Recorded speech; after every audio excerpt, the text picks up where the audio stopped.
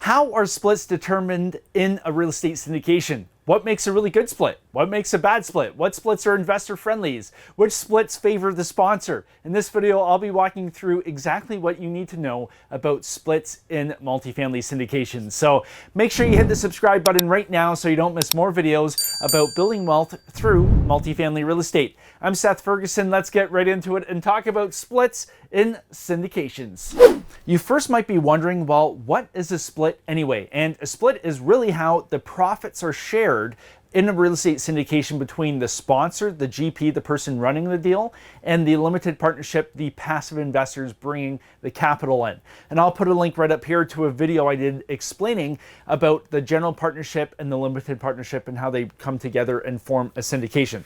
So it's really just how the profits are shared. That's what we're working on. And there are other ways to make money in a syndication. I'll put a link right up there too, to a video I did explaining all about how passive investors make money in syndications. Today we're focusing on the split side, not fees, not distributions, none of that kind of stuff. The split the sponsor gets is really determined by three key things. So it comes down to skill, time, and effort. These three things make up or determine the split, generally speaking. So let's say we have a core plus type of strategy, and I'll put a link right up here to a video I did explaining all about the four different strategies in multifamily. So we've got core plus, core, and then we've got value add, then opportunistic. I won't go too far in depth for today, but for this video, for the purpose today, let's say you have a core plus project. A core plus property, as you know after you watch those videos, you're basically buying the best building in the best location in a core downtown area, and you're just basically holding it. You're not doing any work. You're not making any big changes. You're just managing the property, collecting the checks, and waiting for the market really to push you up because you found the best spot there is in the best building there is. Is there going to be a whole lot of skill involved in terms of managing it? And I don't mean this to say that there's no skill involved, but you're not basically managing a huge construction project. You're not bringing together like a million different parts to make that deal work. You're basically just buying the best asset. Obviously, you have to find it, negotiate it, all that sort of stuff. But once you get it, there's not a whole lot of skill needed to manage it because it's basically running itself.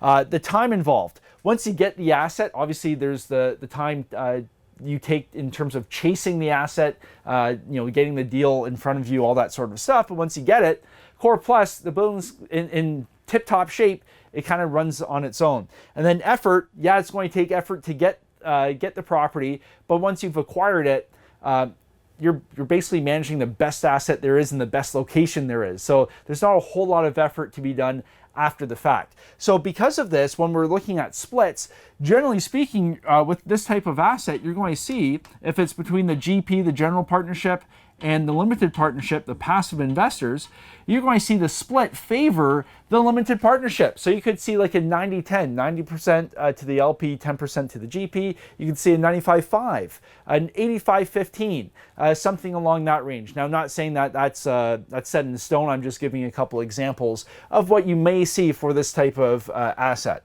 Now, on the flip side, let's say we have an opportunistic play. An opportunistic play is where you have a really distressed asset. You're rolling up the sleeves as a sponsor. You've got a lot of different moving parts. You're taking on considerably more risk. And that's the other thing too I should bring into this. We've got the three, but the general partnership, the sponsor of the deal, is shouldering the risk because the syndication structure protects the limited partnership and affords some protections under the law. So the general partnership is taking on a whole lot more risk. So with the core plus strategy, there's not as much risk, right? You're buying the best asset in the best location. In real estate, it's location, location, location. You're pretty safe there. With opportunistic plays, you're taking a considerable amount of risk because you're on the other end of the spectrum. So as a general partner, you need a lot of skill for this to turn around this distressed asset. You need a whole lot of time and then some, and then effort. There's a ton of effort that goes into an opportunistic play. So very, very different than a core plus type of play, plus risk is a whole lot higher.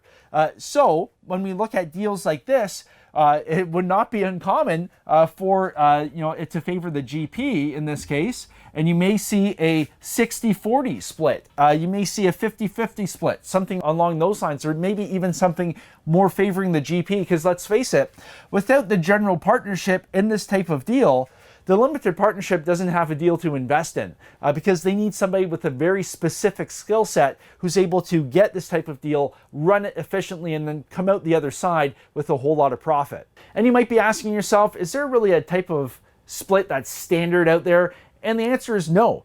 Every single operator, sponsor, syndicator, however you want to call it, will run their business differently. So it's really important for you as an investor to have those conversations with them and find out what goes into it. What sort of terms are there involved? It goes a whole lot deeper than just the split. It's like, a whole lot of people just focus on the sticker price, but there's all the terms that go into it. And usually the terms are more important than the price up front. So you need to ask a whole lot of questions and have a good, thorough understanding of not just the splits and all of that kind of stuff, but the terms that go along with it. And one of those things will be hurdles and waterfalls. And I'll put a link right up here to a video I did explaining all about hurdles and waterfalls, which plays right into the splits and how profits are distributed and shared. So if you're interested in learning more about multifamily real estate investing, join my free Facebook group. Link right down below. It's a great group of people. Always happy to help out. And if you like this video, if you found this useful, hit the like button, leave a comment, let me know what you think. It really helps out the channel. And until next time, happy investing.